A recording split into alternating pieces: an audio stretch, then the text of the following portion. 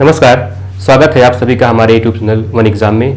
दोस्तों, आज हमारा टॉपिक है कौन होंगे सुप्रीम कोर्ट के नए सीजेआई। अभी वर्तमान में अगर हम देखें तो वर्तमान में सुप्रीम कोर्ट के सीजेआई एनबी रमण हैं, जो 48 सीजेआई के रूप में कार्य कर रहे हैं। और इन्हीं का कार्यकाल जो है, इनका जो कार्यकाल है, यह कार्यकाल 26 अगस्त 2022 को समाप्त हो जाएगा।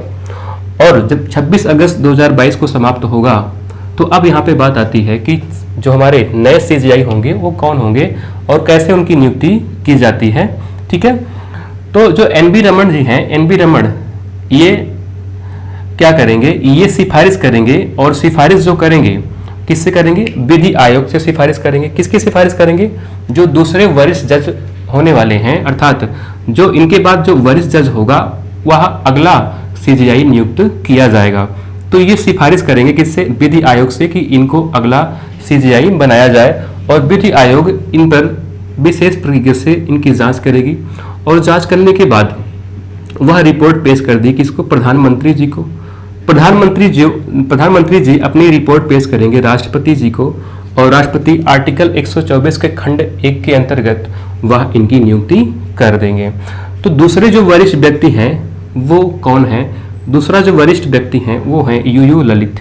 यूयू ललित जो हैं ये 49वें नंबर के सीजेआई के रूप में शपथ लेने वाले हैं। यानी जब एनबी रमण जी का कार्यकाल खत्म होगा, 26 अगस्त 2022 का जब इनका कार्यकाल खत्म होगा, तो हमारे जो नए चीफ जस्टिस ऑफ इंडिया होंगे वो कौन होंगे, यूयू ललित होंगे। अब इनके बारे में हम जाने तो सबसे महत्वपूर्ण बात यह है कि यह दूसरे जज हैं जो बार जज से नियुक्त होकर के सुप्रीम कोर्ट में आए हैं। अगर ये दूसरे हैं तो फर्स्ट कौन रहे होंगे बताइए। तो पहले जज ऐसे थे, सुप्रीम कोर्ट के पहले जज थे जो डायरेक्ट बार जज से सुप्रीम कोर्ट में आए थे, वो थे एस.एम. सीकरी। एस.एम. सीकरी, आपको पता होगा कि एस.एम. सीकरी से एक महत्वपूर्ण आप नाम केस जानते हैं जिसका नाम है केशवानंद भारती बनाम केरल राज्य, जो 1973 का केस था। और 1973 के केस की अध्यक्षता कौन कर रहे थे, एस.एम. सीकरी। और एस.एम. सीकरी की बात करें तो ये 13वें नंबर के हमारे क्या थे, सीजेआई थे। और इसी केस में, क्योंकि ये जो केस था केशवानंद भारती बनाम केरल राज्य, यह केस अब तक का सबसे बड़ा केस था, सबसे बड़ी बेंच जिसमें लगाई गई थी वह केशवानंद भारती बनाम केरल राज्य केस में लगाई थी। और उन्हीं की अध्यक्षता कर रहे थे न्यायमूर्ति एस.एम. सीकरी, जो पहली बार जज से सुप्रीम कोर्ट में उनकी नियुक्ति हुई थी। अब हम बात करें यूयू ललित के बारे में, तो यहाँ पे एक महत्वपूर्ण मुद्दा उठता है कि जो यूयू ललित जी हैं ये महत्वपूर्ण कुछ केस थे, उन महत्वपूर्ण केसों के यहाँ मेंबर भी रह चुके हैं। जैसे 3 तलाक की बात करें तो 3 तलाक की जो टीम बनाई गई थी उस टीम के मेंबर रह चुके हैं यूयू ललित जी, क्योंकि 3 तलाक वर्तमान में हमारे यहाँ पे क्या है, वैध है, अर्थात वैन है। और जो यहाँ पे स्किन टू स्किन टच पर जो फैसला आया था, क्योंकि पास्को एक्ट आप जानते हैं, इसके अंतर्गत जो लैंगिक अपराध होता है, कि लैंगिक अपराध यानी लैंगिक लिंग को छूना या स्पर्श करना या उस संबंधित कोई भी प्रक्रिया करना, वो क्या होगा, वो अपराध के अंतर्गत आएगा। तो यहाँ पे जो बेंच बनाई गई थी उस बेंच के मेंबर भी रह चुके हैं यूयू ललित। ठीक है, और जो विजय माल्या के संबंधित जो केस आया था, जो भगोड़ा है विजय माल्या, उस संबंधित जो केस पर जो टीम बनाई गई थी वहां पर भी उसके मेंबर रह चुके हैं। और महत्वपूर्ण बात क्या है, तो और महत्वपूर्ण बात यहाँ से इनके संबंधित बात यह है कि जो हमारा बाबरी मस्जिद का जो फैसला आया था, बाबरी मस्जिद का फैसला आया था अयोध्या वाले मामले में, उस केस में जब वहाँ उस केस की समिति बनाई गई तो उस केस में इन्होंने अपना नाम वापस ले लिया था। तो ये चर्चित थे इन सभी केसों के, क्योंकि और महत्वपूर्ण केस हैं जो यहाँ से इनका नाम जुड़ा था। अब हम बात करें तो इनको शपथ कौन दिलाएगा और शपथ इनको कब दिलाई जाएगी। तो इनको शपथ जो दिलाई जाएगी वह 26 अगस्त, क्योंकि एनबी रमण जी का जो कार्यकाल है वह सिर्फ 26 अगस्त तक ही है, इसलिए इनको 27 अगस्त 2022 को इनको शपथ दिलाई जाएगी। और शपथ कौन दिलाएगा, तो भारत के राष्ट्रपति ये इनको शपथ दिलाएंगे। अब ये इनका जो कार्यकाल है वो मात्र 74 दिन तक है, क्योंकि 27 अगस्त को इनको शपथ दिलाया जाएगा और इनका जो कार्यकाल है वह 8 नवंबर सन 2022 को खत्म हो जाएगा। यानी ये मात्र 74 दिन तक भारत के चीफ जस्टिस ऑफ इंडिया यानी सुप्रीम कोर्ट के चीफ रहेंगे। अब इनका कार्यकाल जो है, तो सीजीआई के कार्यकाल या सीजीआई या हमारे सुप्रीम कोर्ट के जो जज होते हैं उनका कार्यकाल कितना होता है, तो हमारे यहाँ पे इनका कार्यकाल होता है 65 वर्ष। भारत में जो सुप्रीम कोर्ट के जज होते हैं, दोनों की बात, चाहे चीफ हो या जज होगा, दोनों की जो कार्यकाल होता है वो कितना होता है 65 वर्ष। यानी 65 वर्ष की उम्र तक वो भारत के जज, सुप्रीम कोर्ट के जज रहेंगे, उसके बाद वो रिटायरमेंट हो जाएंगे। लेकिन अगर हम बात करें अमेरिका की, तो अमेरिका में वहाँ की जो कोर्ट है, वहाँ पर सुप्रीम कोर्ट के जो जज होंगे या उनके जो कोर्ट के जज होंगे, वो वहाँ पे कोई समय सीमा तय नहीं है। वहाँ पे जितना अधिक टाइम तक होगा वहाँ पे वो रह सकते हैं। लेकिन यूके की बात करें, यूके में 75 वर्ष है। और यही अगर हम कनाडा की बात कर लें, तो कनाडा में ये 70 वर्ष तक वहाँ पे सुप्रीम कोर्ट जो होगी, यानी वहाँ पे जज रहेंगे। लेकिन हमारे यहाँ पे कितना है, तो हमारे यहाँ सिर्फ 65 वर्ष तक ही है। 65 वर्ष तक वो व्यक्ति अपने पद पर अर्थात सुप्रीम कोर्ट में जज रहेंगे। अब सबसे कम उम्र की बात करें, सबसे कम जो कार्यकाल किस व्यक्ति का रहा है सुप्रीम कोर्ट में, सबसे कम जो कार्यकाल रहा है वह रहा है एनके सिंह का। एनके सिंह जो 1991 में जज थे, मात्र 17 दिन तक इनका कार्यकाल रहा है। और सबसे अधिक अगर हम बात करें, सबसे अधिक जो सुप्रीम कोर्ट में कार्यकाल रहा है वह रहा है वाई.बी. चंद्रचूड़ का। लगभग 7 वर्षों तक ये अपने पद पर रहे थे।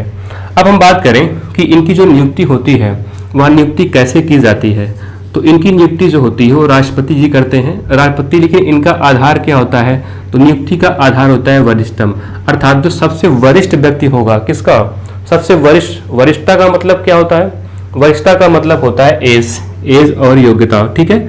एज और योग्यता में जो सबसे वरिष्ठ व्यक्ति होगा उसी को सुप्रीम कोर्ट का चीफ जस्टिस बनाया जाएगा, ठीक है। लेकिन ये जो वरिष्ठता का आधार था, इस वरिष्ठता के आधार को कई बार तोड़ा गया। अब तक के इतिहास में, अब तक के हमारे भारतीय संविधान के इतिहास में वरिष्ठता के आधार को 2 बार तोड़ा गया है। जैसे हम बात कर लें तो पहली बार जब तोड़ा गया था 1973 में तोड़ा गया। और 1973 में एक महत्वपूर्ण फैसला आया था हमारे यहाँ पे मूल ढांचे को लेकर। मूल ढांचे को लेकर जो केस आया था उसका नाम था केशवानंद भारती बनाम केरल राज्य, केशवानंद भारती बनाम केरल राज्य, ठीक है। और ये जो केस था, ये केस 1973 का था और इसी की अध्यक्षता कर रहे थे न्यायमूर्ति सीकरी। और इसी के बाद जब न्यायमूर्ति सीकरी रिटायरमेंट हो रहे थे, तो रिटायरमेंट होने के बाद, क्योंकि हमारे संविधान में लिखा हुआ है कि जो सीजेआई बनेगा उसका आधार क्या होगा, बनने का आधार होगा वरिष्ठतम, अर्थात वह एज और योग्यता में सबसे वरिष्ठ होगा। सबसे वरिष्ठ का मतलब क्या होता है, 33+1 वर्तमान में हमारे क्या हैं, हमारे सुप्रीम कोर्ट में जज हैं।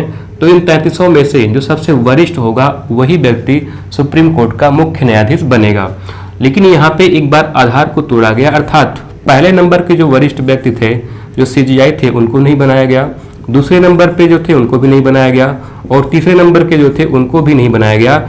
और चौथे नंबर के एक जज थे सुप्रीम कोर्ट के, जिनका नाम था A.N. रे, और A.N. रे को सीजीआई बना दिया गया था। तो इस तरीके से पहली बार 1973 में वरिष्ठता के आधार को तोड़ा गया। तोड़ा कौन, तो हम जानते हैं कि उस समय प्रधानमंत्री हुआ करती थी इंदिरा गांधी। क्योंकि जब ये फैसला आया तो सरकार के पक्ष में नहीं आया, और सरकार के पक्ष में जो फैसला आया था उसमें अनुपात की अगर हम बात करें तो अनुपात का जो था वो था 6 और 7 के अनुपात में थे, ठीक है। 6 और 7 में से ये 3 जो जज थे, ये तीनों जज ये सरकार के फेवर में अपना फैसला नहीं सुनाए। तो इंदिरा गांधी नाखुश हुई और इन्होंने क्या किया, इन वरिष्ठता के आधार को तोड़ा, अर्थात इनको वरिष्ठ अर्थात सीजीआई ना बना करके A.N. रे अर्थात जो चौथे नंबर के थे उनको सीजीआई बनाया गया। इसी आधार को एक बार और तोड़ा गया था 1977 में। जैसे 1977 में इस आधार को तोड़ा गया और इसमें जब सबसे वरिष्ठ जो जज थे सुप्रीम कोर्ट के, उनको बनाना चाहिए था, लेकिन उनको नहीं बनाया गया। इनका नाम था H.R. खन्ना, दिख रहा है आप लोग को, हाँ, H.R. खन्ना जो थे ये वरिष्ठ थे, लेकिन इनको नहीं बनाया गया। दूसरे नंबर के जो वरिष्ठ जज थे उनको सुप्रीम कोर्ट का चीफ बना दिया गया। इनका नाम था हमीदुल्ला बेग, ठीक है, हमीदुल्ला बेग। तो इस तरीके से 2 प्रकार से, एक 1973 में और एक 77 में वरिष्ठता के आधार को हमारे यहाँ पे तोड़ा गया। ठीक है, अब वर्तमान की हम बात कर लें तो अभी वर्तमान में हमारे चीफ कौन है? एन.वी. रमन है, लेकिन इनका कार्यकाल 26 अगस्त को समाप्त हो रहा है। तो हमारे जो 49वें नंबर के जो हमारे चीफ जस्टिस होंगे वो कौन हो जाएंगे? यू ललित। तो आपको ये सेशन बिल्कुल समझ में आ गया होगा। आप सभी लोग अपनी राय कमेंट में दे सकते हैं। मिलते हैं एक नए वीडियो के साथ, तब तक के लिए नमस्कार, जय हिंद।